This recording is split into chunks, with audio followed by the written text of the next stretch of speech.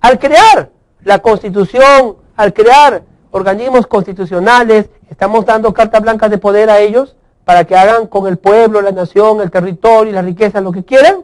Pues no. Entonces, Maurice Auriot dice que se tiene necesariamente que al mismo tiempo de crear una organización, tenemos también que crear el control jurisdiccional de la constitucionalidad de estas leyes que estas instituciones practiquen y hagan. El poder constituyente, entonces, para Maurice Auriot, es una especie de poder legislativo que puede fiscalizar.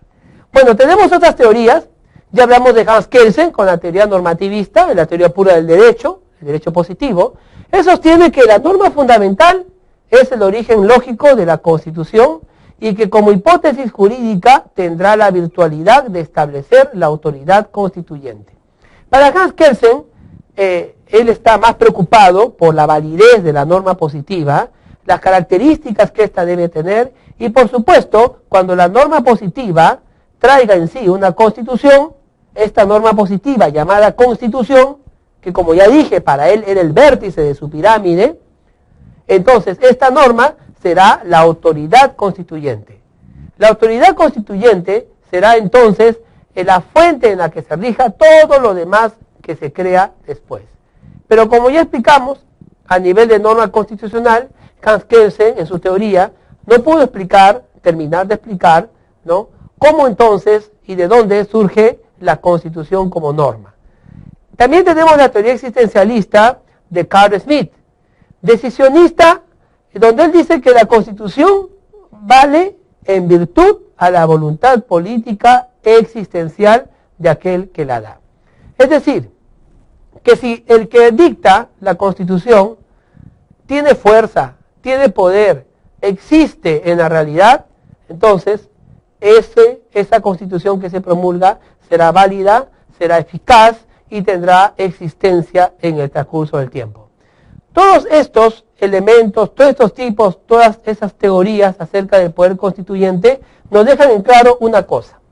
Nunca el poder constituyente será similar al poder constituido. Jamás.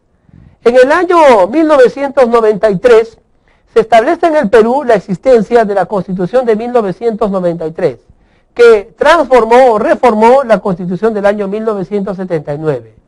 Los grandes constitucionalistas discuten hasta el día de hoy un tema que no ha sido totalmente conciliado.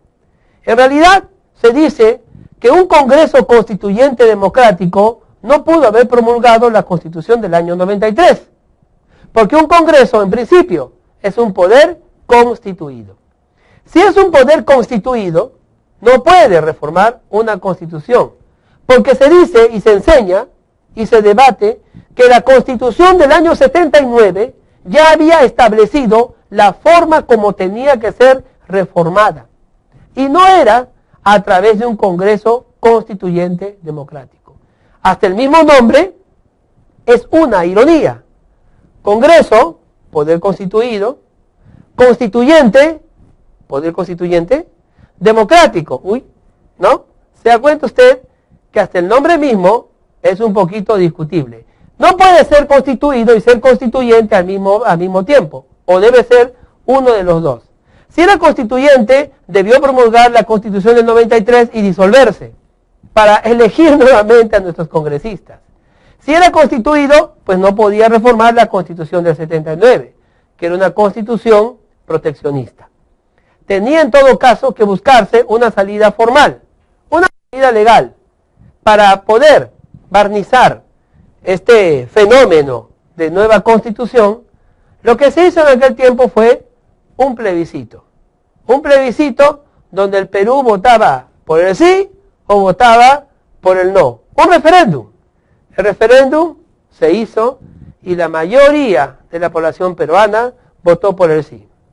Muchos estudiantes de leyes, muchos juristas, dicen que el referéndum homologó el valor de la Constitución del año 93.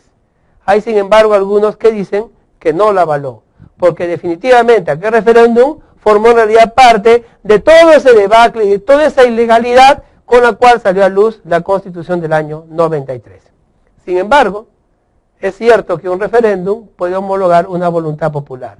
La Constitución del 93, hija de un fenómeno, definitivamente marca para nosotros un maravilloso ejemplo de lo que podría ser esa confusión de poder constituyente y poder constituido.